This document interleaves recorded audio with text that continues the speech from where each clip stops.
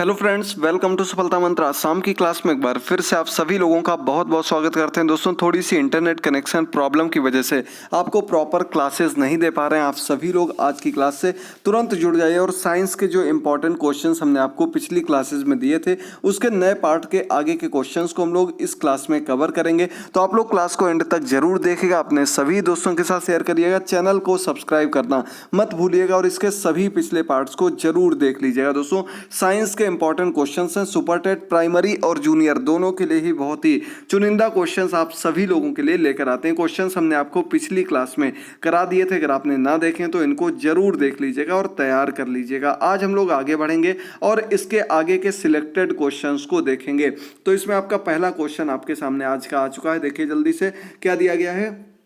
प्रश्न है कि मानव शरीर में सबसे छोटी ग्रंथि कौन सी होती है। तो मानव शरीर की सबसे छोटी और सबसे महत्वपूर्ण ग्रंथि जो होती है उसका नाम होता है पिट्यूटरी ग्रंथि। इसको हम किस रूप में जानते हैं? इसको मास्टर ग्रंथि के नाम से भी जानते हैं। यानी कि आपका क्वेश्चन आ जाए मास्टर ग्रंथि किसको कहा जाता है, तो आप लोग आंसर करेंगे पिट्यूटरी ग्रंथि को। सबसे छोटी ग्रंथि कौन सी होती है? ये भी आपकी पिट्यूटरी ग्रंथि होती है, याद रखिएगा। अगला क्वेश्चन है एंजाइम मूलतः क्या होते हैं। तो ये क्वेश्चन बहुत बार अलग अलग रूप में करा चुके हैं। तो एंजाइम क्या होते हैं? एंजाइम जो होते हैं प्रोटीन्स को ही कहा जाता है। प्रोटीन ही मूल रूप से एंजाइम होते हैं। इनका दूसरा नाम या इनका निर्माण क्षेत्र जो होता है वो एंजाइम से ही होता है, जिनको हम प्रोटीन कहते हैं। अगला क्वेश्चन है पित्त का निर्माण शरीर के किस अंग में होता है। तो दोस्तों, पित्त का निर्माण, शरीर में पित्त पाया जाता है और पित्त का निर्माण जो होता है कहाँ होता है? लिवर में होता है, यकृत में होता है। यकृत लिवर को हिंदी में कहते हैं। तो दोनों क्वेश्चन, दोनों पॉइंट आप लोग समझ लीजिएगा। कहीं कहीं हो सकता है आपको सिर्फ यकृत लिखा मिले,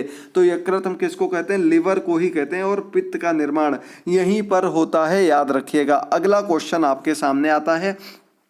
क्वेश्चन है कृष्ण छिद्र सिद्धांत को किसने प्रतिपादित किया। इस रूप में आप लोग कम लोग जानते होंगे, इसको हम ब्लैक होल थ्योरी के रूप में जानते हैं। तो दोस्तों, ब्लैक होल की जो थ्योरी दी थी वो एक भारतीय वैज्ञानिक थे, एस चंद्रशेखर इनका नाम है, जिन्होंने ब्लैक होल की थ्योरी दी, कृष्ण छिद्र सिद्धांत दिया था। एस चंद्रशेखर इनका नाम है। आगे बढ़ते हैं अगले क्वेश्चन पर। तो अगला क्वेश्चन है साइनोकोवाल्मिन क्या है। साइनोकोवाल्मिन का नाम आप लोगों ने सुना होगा। तो विटामिन B12 में हमने आपको एक चीज बताई थी कि ये एकमात्र ऐसा विटामिन होता है जिसमें कोबाल्ट पाया जाता है। क्या होता है? कोबाल्ट पाया जाता है। और इसके जब रासायनिक नाम की बात की जाती तो वो हम केमिकल नेम इसका साइनोकोवाल्मिन के रूप में जानते हैं, या कहीं कहीं आपको सिर्फ कोवोलामिन के रूप में जाना जाता है। विटामिन B12 से संबंधित है, कोबाल्ट से संबंधित विटामिन B12 होता है, उसी को साइनोकोवालामिन के रूप में जाना जाता है, याद कर लीजिएगा। अगला क्वेश्चन है टेट्रा ड्यूथाइल लेड पेट्रोल में क्यों मिलाया जाता है। तो इसे TEL के रूप में जानते हैं। और ये क्यों मिलाया जाता है? ये एंटी नॉकिंग रेटिंग यानी कि अपस्फोटन की दर को बढ़ाने के लिए इसका प्रयोग किया जाता है। एंटी नॉकिंग क्या होता है? अपस्फोटन होता है जिसकी दर को बढ़ाने के लिए हम TEL का प्रयोग करते हैं। इसका प्रयोग किस में किया जाता है? ईंधन के रूप में जो पेट्रोल का प्रयोग किया जाता है उसमें TEL का प्रयोग किया जाता है। इसको हम अपस्फोटन की दर बढ़ाने के रूप में प्रयोग करते हैं। अगला क्वेश्चन आपके सामने देखिएगा जल्दी से, क्या दिया गया। हीरे की चमक होती है। हीरे में बहुत चमक होती है, आप सभी को पता होगा। हीरा जो होता है कार्बन का अपर रूप होता है, ये भी आप सभी को पता है। लेकिन चमक क्यों होती है? तो पूर्ण आंतरिक परावर्तन होने के कारण हीरा कैसा लगता है? चमकदार लगता है, उसमें बहुत ही ज्यादा चमक होती है पूर्ण आंतरिक परावर्तन के कारण, याद कर लीजिएगा। अगला क्वेश्चन आपके सामने आपेक्षिक आर्द्रता मापी जाती है, सॉरी यहाँ पर मापी जाती है, समझ लीजिएगा आप लोग सभी लोग। और क्या होता है? रिलेटिव ह्यूमिडिटी की बात की जा रही है। आपेक्षिक आर्द्रता जो होती है इसे हाइग्रोमीटर से मापा जाता है। क्या नाम है इसका? हाइग्रोमीटर यंत्र से हम आपेक्षिक आर्द्रता को मापते हैं।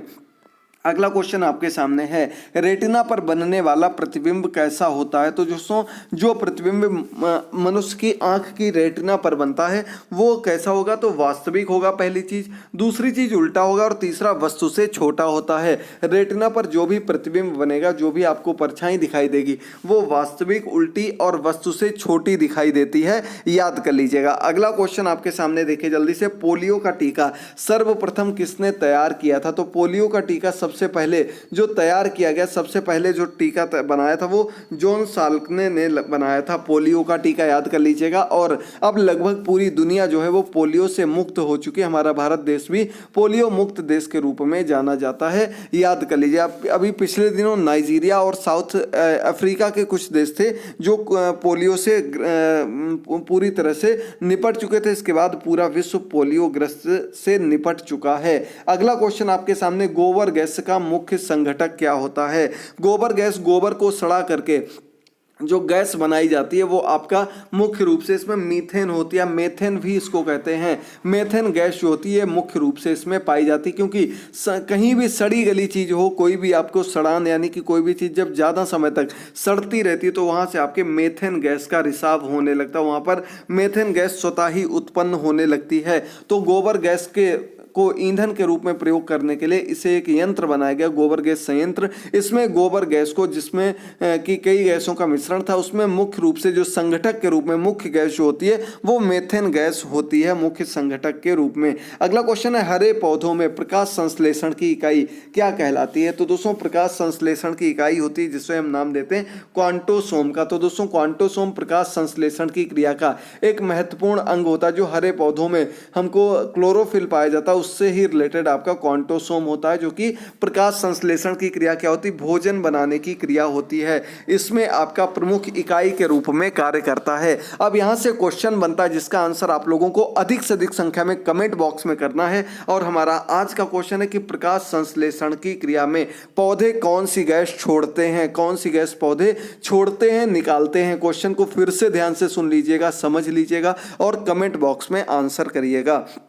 आगे बढ़ते हैं अगले क्वेश्चन पर। न्यूटन प्रति मीटर किस भौतिक राशि का मात्रक होता है? न्यूटन प्रति मीटर दिया गया, ये आपका अपॉन का साइन है जिसे न्यूटन प्रति मीटर के रूप में हम लोग जानते हैं। सॉरी, न्यूटन प्रति किलोग्राम किस भौतिक इकाई राशि का मात्रक है? न्यूटन प्रति किलोग्राम यहाँ पर है। और ये आपका त्वरण का मात्रक होता है, त्वरण एक्सेलरेशन का मात्रक न्यूटन प्रति किलोग्राम होता है, याद कर लीजिएगा। अगला क्वेश्चन आपके सामने, गायटर नामक रोग शरीर में किसकी कमी के कारण होता है? तो हमने आपको बताया था घेंगा रोग, इसे हम गाइटर रोग के रूप में जानते हैं। इसको ही गलगंड रोग के रूप में भी जाना जाता है। गले में सूजन आ जाती, गले में फोड़े टाइप के बन जाते हैं और ये आपके आयोडीन की कमी के कारण होने वाला रोग है। किसकी कमी से? आयोडीन, नमक की कमी से होने वाला रोग है, जो कि आपका गाइटर रोग के रूप में जाना जाता है। अगला क्वेश्चन है, वायरोलॉजी में किसका अध्ययन किया जाता है? तो दोस्तों वायरोलॉजी वायरस से संबंधित अध्ययन को कहा जाता है। वायरस को क्या कहते हैं? विषाणु कहते हैं।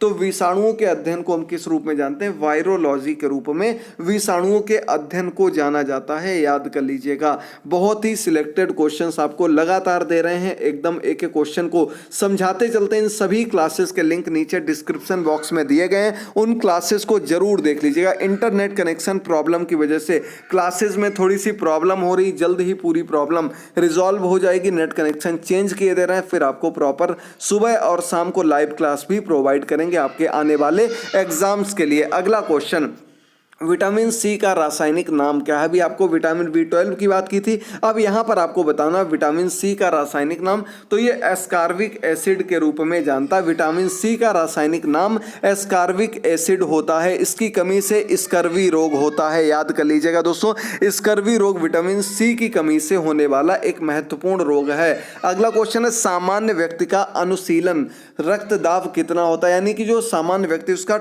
BP जो आपका ब्लड प्रेशर के रूप में कहा जाता है वो कितना होता है? अनुशीलक ब्लड प्रेशर 80 mm पारे के अनुसार होता है, यानी कि 80 mm होना चाहिए। वैसे आपको पता होगा 80/120 पूरा ब्लड प्रेशर होता है एक सामान्य पुरुष में, सामान्य व्यक्ति का जो सामान्य ब्लड प्रेशर होता है। अगला क्वेश्चन, श्वेत प्रकाश के प्रिज्म द्वारा बने वर्ण क्रम में किस रंग का विचलन सबसे अधिक होता है? तो श्वेत यानी कि सफेद प्रकाश का जो प्रिज्म होता है, इसके जो वर्ण यानी कि रंगों का जो क्रम होता है उसमें बैंगनी रंग का जो विचलन होता है वो सर्वाधिक होता है। विचलन यानी कि जो सबसे ज्यादा फैलता है, विचलन बैंगनी रंग का सर्वाधिक होता है, याद कर लीजिएगा। अगला क्वेश्चन, कैलोमल क्या होता है?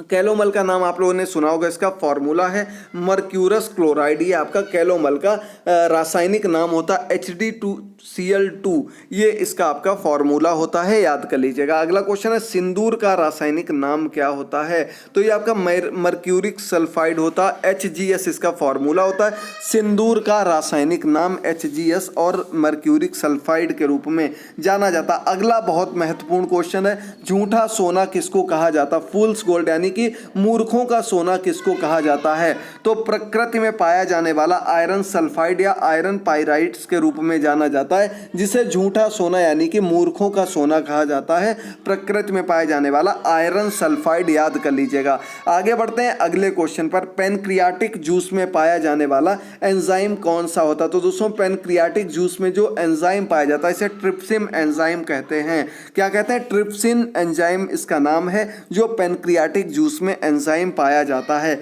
अगला क्वेश्चन है, आंतों में प्रोटीन को अमीनो अम्ल में अपघटित करने में उत्प्रेरक होता है। तो आंतों में जो प्रोटीन होता है उसे अमीनो अम्ल में अपघटित करने का कार्य पेप्सिन एंजाइम का होता है। किसका होता है दोस्तों? Pepsin enzyme. एंजाइम अलग अलग प्रकार के होते हैं, इनका अलग अलग कार्य होते हैं, इनके अलग अलग नाम होते हैं, उन्हीं रूप में आपको इनको याद करना है, समझ लीजिएगा। अगला क्वेश्चन आपके सामने और आज का अंतिम क्वेश्चन है, एस्ट्रो डी क्या है? तो दोस्तों ब्रह्मांड के विकास का अध्ययन करने वाले जापानी एक्सरे उपकरण का उपग्रह का क्या नाम है? एस्ट्रो डी के रूप में इसको जाना जाता है, जो कि ब्रह्मांड के विकास का अध्ययन करने के लिए उपग्रह प्रयोग में लाया जा रहा है, याद कर लीजिएगा। आज के सभी क्वेश्चंस कंप्लीट होते हैं। उम्मीद करते हैं आपको क्लास पसंद आएगी।